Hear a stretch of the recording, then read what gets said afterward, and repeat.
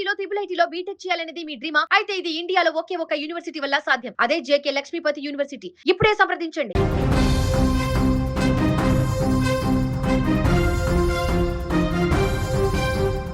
పశ్చిమాసియా మళ్లీ నిప్పుల కొలిమిలా మారింది. నిన్న మొన్నటి వరకు శాంతి ఒప్పందాల ముసుగులో ప్రశాంతంగా ఉన్న గల్ఫ్ దేశాల్లో ఒక్కసారిగా యుద్ధ సైరన్ల మోత మోగింది.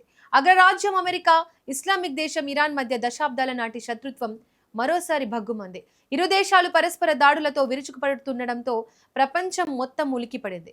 అగ్రరాజ్యం చేసిన దాడులపై తీవ్రంగా మండిపడ్డ టెహ్రాన్ ఏకంగా అమెరికాకు చెందిన 85 సైనిక స్థావరాలను లక్ష్యంగా చేసుకుని క్షిపణుల వర్షం కురిపించింది.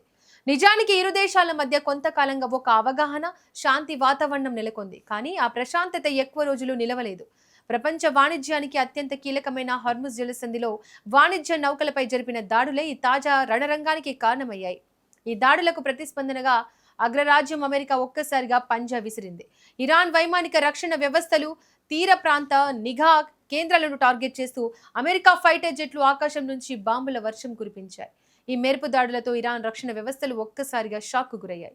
అమెరికా చేసిన ఈ దాడులపై ఇరాన్ సైనిక విభాగం, ఇస్లామిక్ రివల్యూషనరీ గార్డ్స్ కార్డ్స్ అత్యంత తీవ్రంగా స్పందించింది.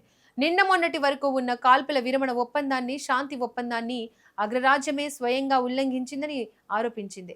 తమ సార్వభౌమాధికారానికి అమెరికా ముప్పు తెచ్చిందని మండిపడింది. దెబ్బకు దెబ్బ తీస్తామని హెచ్చరించిన ఇరాన్ సైన్యం రంగంలోకి దిగింది.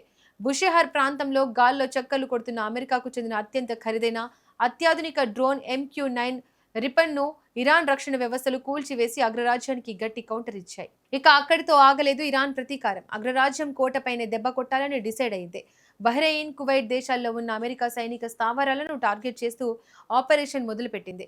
బహ్రెయిన్లోని అత్యంత కీలకమైన US 5th ఫ్లైట్, అలాగే కువైట్లోని అలీ అల్ సలేం ఎయిర్ బేస్ సహా అమెరికాకు చెందిన ఏకంగా 85 సైనిక స్థావరాలపై ఇరాన్ ఏకకాలంలో వందలాది క్షిపణులు, ఆత్మాహుతి డ్రోన్లను ప్రయోగించింది.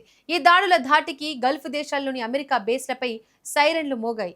నిన్న మొన్నటి వరకు శాంతిగా ఉన్న ప్రాంతం ఒక్కసారిగా పేలుళ్లు, మంటలతో రణరంగంగా మారిపోయింది. అయితే ఈ దాడులు ఎప్పుడు జరిగాయన్నదే ఇక్కడ అత్యంత గమనార్హం. ఇరాన్ మాజీ supreme leader Ayatollah Ali Khamenei అంత్యక్రియలు జరుగుతూ ఆ దేశం మొత్తం శోకసంద్రంలో ఉన్న వేళ అమెరికా ఈ దాడులకు తెగబడింది. తమ చారిత్రక సెంటిమెంట్ కార్యక్రమాన్ని మరుగున పడేసేందుకే వాషింగ్టన్ ఈ కుట్ర చేసిందని IRGC దుయ్యపట్టింది. ఈ ఉద్రిక్తతలపై ఇరాన్ స్పీకర్ ఘలీబఫ్ సోషల్ మీడియాలో పవర్ఫుల్ పోస్ట్ చేశారు. వేధింపులు, బెదిరింపుల శకం ముగిసింది. ఇకపై మేము అమెరికాకు తలొగ్గం. అగ్రరాజ్యం ఎంత ఒత్తిడి తెచ్చినా టెహ్రాన్లో లొంగిపోయే ప్రసక్తే లేదు అని ఆయన హెచ్చరించారు. శాంతి ఒప్పందాలు పక్కన పెట్టి అమెరికా, ఇరాన్ నేరుగా తలపడడం ఇప్పుడు ప్రపంచ దేశాలను తీవ్ర ఆందోళనలోకి నెట్టేసింది.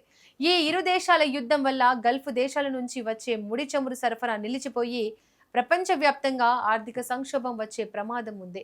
అగ్రరాజ్యం అమెరికా ఇరాన్పై మరింత పెద్ద ఎత్తున దాడికి దిగుతుందా, లేక అంతర్జాతీయ సమాజం జోక్యం చేసుకుని ఈ యుద్ధాన్ని ఆపుతుందా అనేది ఇప్పుడు $1 మిలియన్ ప్రశ్న.